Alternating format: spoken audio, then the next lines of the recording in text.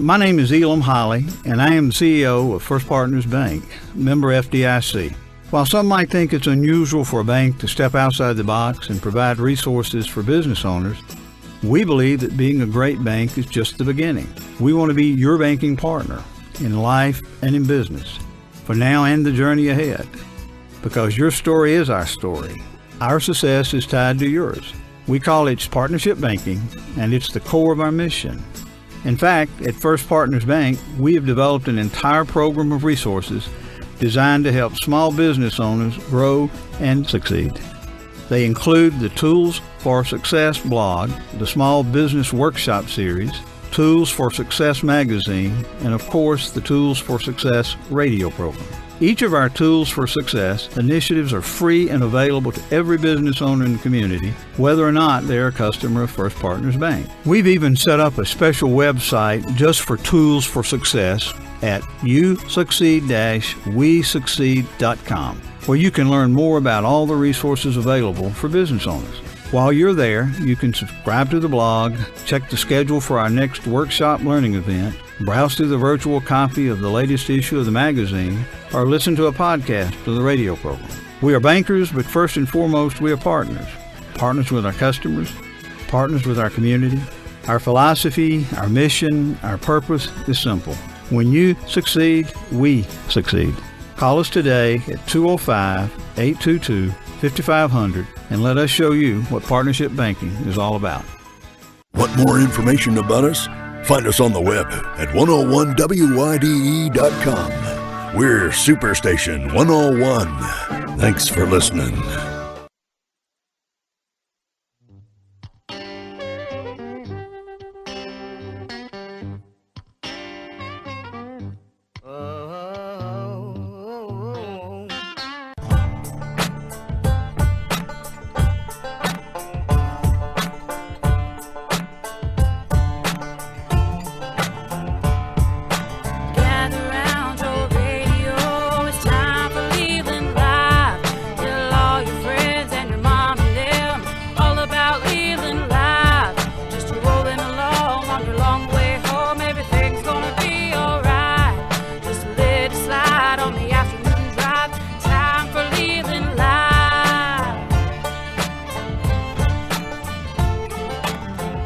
Welcome back into the show on this Halloween night.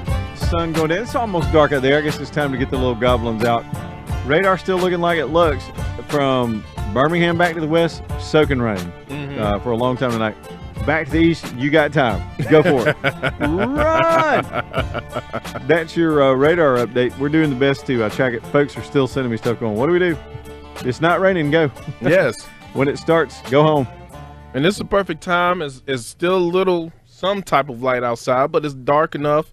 Kids can go out, have fun. The rain hasn't hit really here yet, so still got some time to go out and get all the candy that you can eat. Thank you, AJ, with your Halloween update. Bethany Meadows hanging out with us tonight with our First Partner segment where we're always talking about business, and a lot of times we get to interview successful business people and talk about how they did it. And a lot of folks are finding these segments inspirational, but we want to talk about what you do tonight. And we've talked to you about your business, but about marketing. And that's a word sometimes, and I've been in that business and out of that business and work around it in radio, but sometimes it just makes people glaze over. But a lot of people in all types of businesses never really do a good job at that. Well, you know, my whole position is that if you are a business owner, you're in marketing. It doesn't matter what business you're in, you're still in marketing. So just for the fact that you have a name and a card and a shingle and you're transacting business. Yeah, you're going to be in marketing, whether you're an accountant or a doctor or you sell shoes. You have to be a marketer. And it doesn't have to be mass marketing. That's the thing. It's just really, what does that mean? What's the definition of it? Marketing is really it's creating messages about your differential in the marketplace. Why should people buy from you versus, you know, the company down the street that does the same thing? And even if you're B2B, you got to market. If you're just retail, you got to market. I mean, you got to hit people and get your message out. It's about relationships. It's about creating those connections between you and your target audience.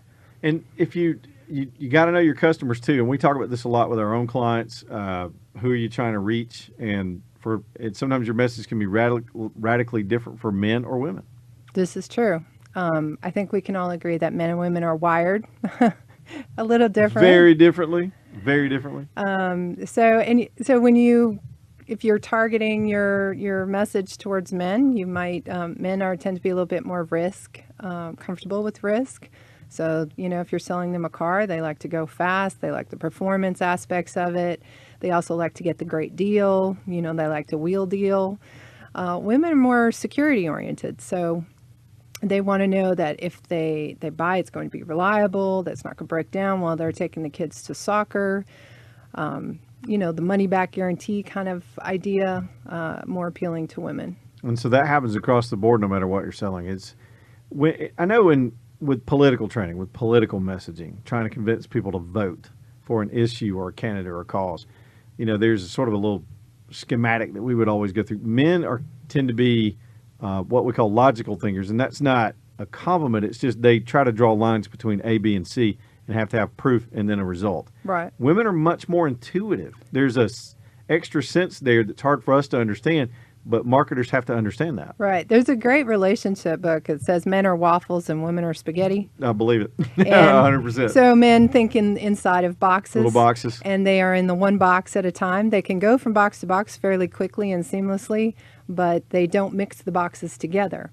Women are like spaghetti because they're noodly and everything touches everything else and everything impacts on everything else. If you go home and call your wife noodly, AJ, I'm not sure that's going to be a compliment. I'm not sure if that'll work or not. He's not even listening to the show right now. It's funny how that works. We talk about this in my house. My husband will ask me, "Are you being noodly right now?" Noodly? He will ask me that, yes.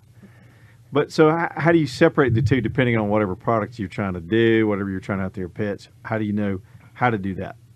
Well, it's really coming down to how are you targeting your audience? Who's most likely to purchase it? Where are you going to look to communicate with them?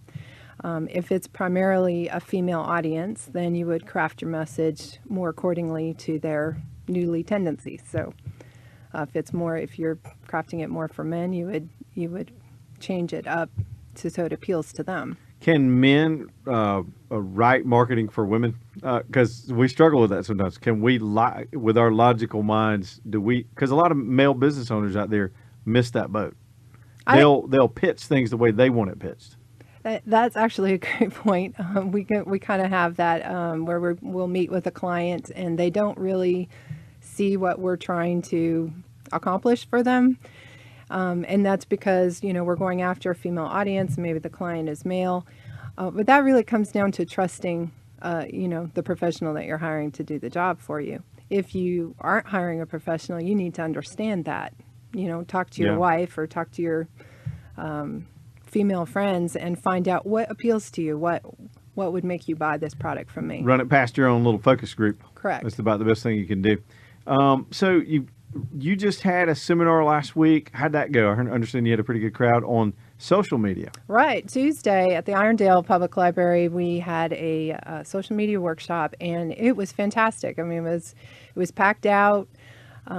Everybody there had great questions. It was very interactive, and a lot of them came up after and said they learned a lot. And there was actually a lady there who said she didn't come for the workshop. She came to evaluate me to see if she would want to invite me to go do something. And she said, I thought I knew everything there was about social media until I came to the workshop. And learned stuff from you. Good. And she learned some things, yeah.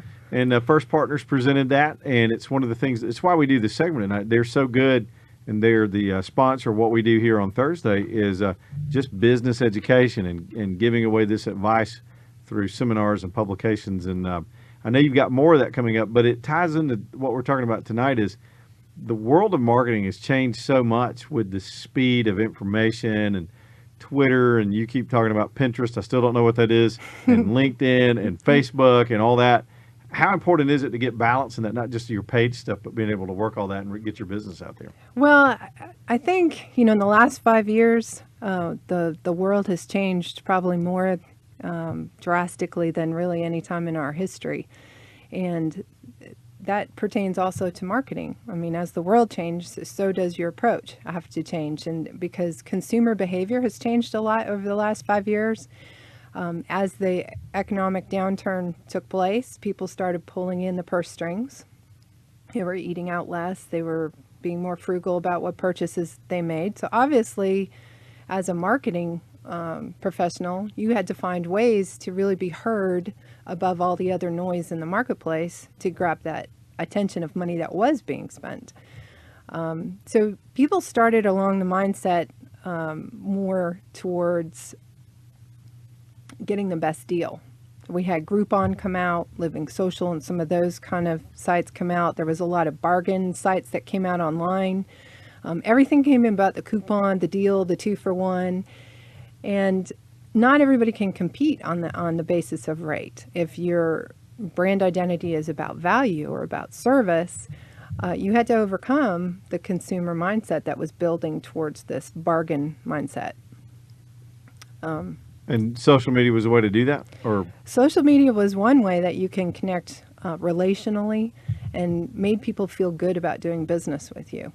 And that's really, people want to, especially in the South, people want to feel good about who you are. Sure. As a person, I mean, you're the business. Right. If you're the front of the business. Right. And so, but constantly getting yourself out there or offering incentives, is that still a good way? That's where the eyeballs are at night. Instead of the television anymore, people have got a computer screen in their face at night. Well, that's true. I mean, there's a lot of ways to connect with people on social media, wherever they might be, and depending on your demographic. Facebook used to be for the college students, but now it's really, 40 and up female is the predominant demographic. So spending a lot of time on there, posting pictures of their dogs and costumes, kids and grandchildren, and what have you. So it's become more of a family focus, and the kids are starting to jump off. They're It's on not cool Twitter, anymore they're 'cause on the old Vine, people- they're on other avenues. So really, when you're looking, what that really boils down to, what is your demographic that you're trying to reach? And so no one business is likely to be on every form of social media. You should really look at who's your best target, your low-hanging fruit, as it's called, and where are they hanging out? Where are they spending time? And so you need to put yourself in where your target is spending time. So has it changed a lot in the last, I imagine, the last 5 years? It's changed a lot. We didn't even have, we weren't even marketing on Facebook or Twitter. When did or that any really of that. become essential?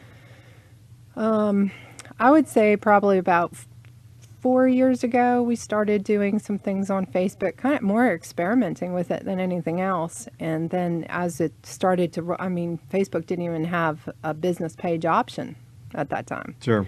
So that came as people were flocking to Facebook, then they started developing ways to monetize it, which is by having businesses on it. And eventually you would think at some point that's going to jump the shark, but you got to stay up because there'll be something else. Right. Google Plus came out, the early adopter type technology folks jumped on board.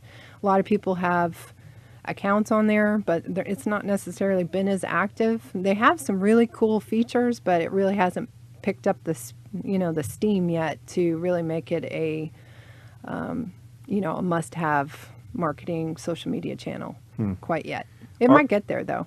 You brought your bra lady in here last week. She was awesome. Yes. We got a lot of feedback. Now, AJ, did you believe the feedback? We wound up coming back in here on Friday and talking about that for another hour. Yes. It was just that phenomenal. People were really in tune to that. But the thing is, it was her customer base reaching out to that message, including a lot of women we know, saying, what? But the point was you brought a successful business person in here that found a niche. We repeat that almost every week. Found something somebody wasn't doing, marketed it right, and put out a quality product. And that's just a good basic formula. Well, and a good point about Janet is she's very good at being her own brand ambassador.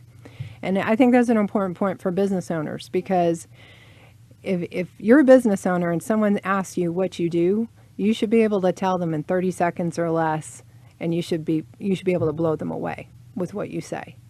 If you bore them or you're not really sure and you're waffling and confusing, you don't really know yourself what your differential is and what your position is in the marketplace. So that's one thing that a business owner can really do, to really try and define their focus, is just sit down and write your 30-second elevator speech. And she was really good at that. I mean, yes. she knew how to do it. She if you ask believed in her Janet product. what she does, boy, she will give it right She's to you, on it. and you'll know it. She's right in the middle of it. So- And that's what, we do that in our business. I mean, we talk about other businesses, and you do have to do it quickly and with just a few words. And if you don't, how many businesses do you run into in consulting these folks that just can't do that or didn't think to do that? Very often. Yeah, Very they just often. don't have it all down as a mission statement or whatever. Right, and it's usually one of the first things we have them do, because when they're forced to really sit down and think it through, we see the words that they're using, and that gives us a clue as to how they really see themselves and at least want to position themselves. Sure. A brand is not a logo, and a lot of people think it is.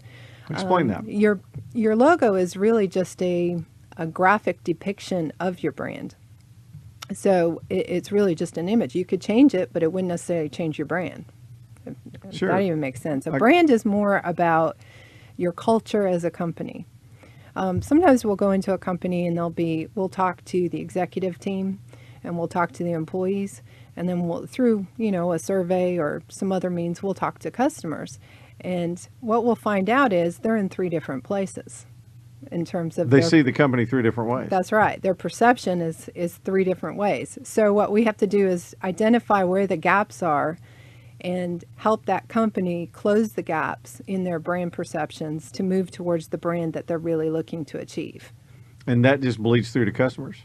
Right. I mean, eventually they pick up on it. Oh, 'cause yes. Everybody's talking the same language. Brand training of your employees is something a lot of companies don't do, but it's very essential if they're the ones who are communicating your brand on a daily basis to your customers. They're the ones creating that perception to your customers. So if they're not even sure what your brand is, they're certainly not going to communicate it to customers. Do you think you should get that together before you do? A lot of people, when they start a business, the first thing they want to do is get a logo. Got to have a logo so I can put it on some stuff and Right. hand it to people. Right. Should you get all that right first? Yes. Before Brand you go doing all identity that? before you even try and get a logo, because your logo should reflect your brand.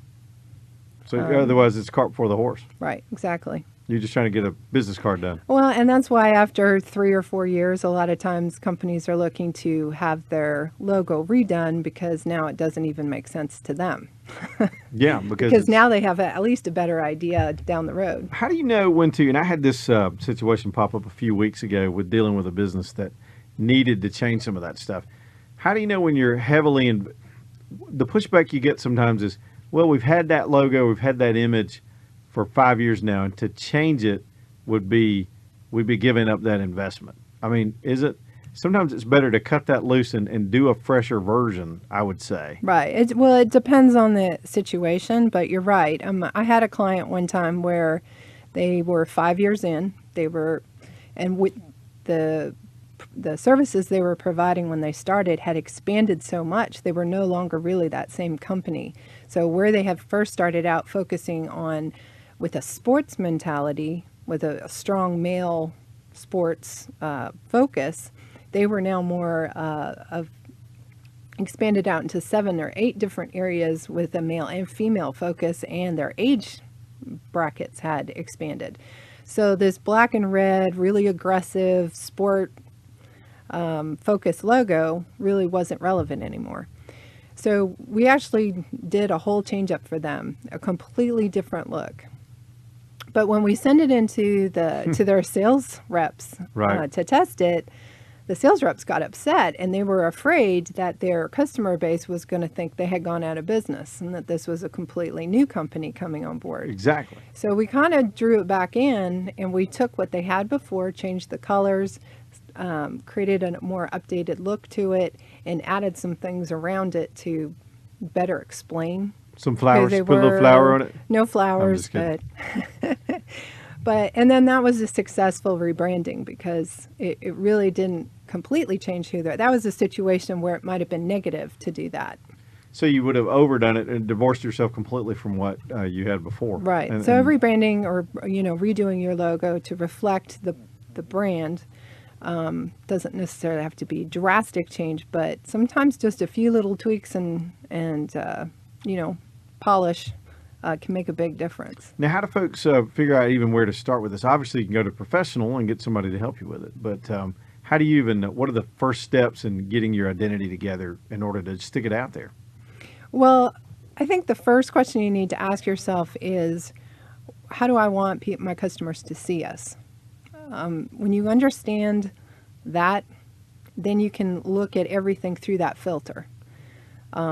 If you're not really even sure, if you're just like, well, I'm just selling shoes, Right. it Right. doesn't matter. Then you're not really, you're just functioning. You're not really, you don't really have a marketing edge going. So some people have a good product idea, a good service idea, but they've got to get this communication part right, or it's never they're not gonna get from A to B unless they think that stuff through, Right. or they try to think it through on their own without looking at the professional or examples. Right. We've done some branding workshops. In those, I like to do these, when you would call, some hands-on. I create teams with the people that are attending, and we come out. I'll give one team a flip-flop and one team a work boot. Let's say, well, you both have shoes, Right. and I kind of help them work through the process of understanding the market's not the same, the demographics are going to buy it's not the same, the messaging's not going to be the same. And so in process of working that through and understanding they're both shoes, but they're still very different. So then you think about that in terms of, as a business owner, where am I in comparison to everybody else who sells or does what I do? And so how can I rise above and be noticed by being somewhat different? Because a lot of times we get caught up in the whole cliches of marketing where we say, we provide best service. We're very general about it. My favorite is this one, and you used to hear this on old school radio all the time. For all your transmission needs. Yes. For all your pet shop needs. For all your flower needs. And that was just a throwaway line that everybody put in the old school radio ads. It used to drive me crazy. Right. Well, it's and that's just what I'm dumb. talking about, being general and kind Yeah. of doing what you think you hear, like copying stuff that you hear around you, as opposed to really creating something unique and original that is you. Sure. With our clients, we try to stress for our partners here at our station why they're different and why they're better. Without those two things, you're just everybody else. And it's something amazingly, a lot of businesses never hone that down to the thing that makes them better than the guy they're competing with. Well, one of the things that you do very well here at the station is you use testimonials a lot. Sure. And that's testimonials are third party. And so they're much more effective than, the best written piece of marketing copy. It's something that people can relate to. I had that same problem, Yeah, especially when they're real, and that's, we look for real examples. We don't Right. fake them or script them. When we find somebody that's a customer of a business that had a good experience, it's a real customer, Well, and because the audience can hear that. being real, that's another great point about marketing. Don't pretend to be something you are not, because you will be found out and your credibility is shot. Absolutely. So every time you craft a message or you create an offer or you do something, make sure that it's real, it's genuine, it's true. Integrity is so important these days. We are just surrounded by, all the messages in the news and hype and things.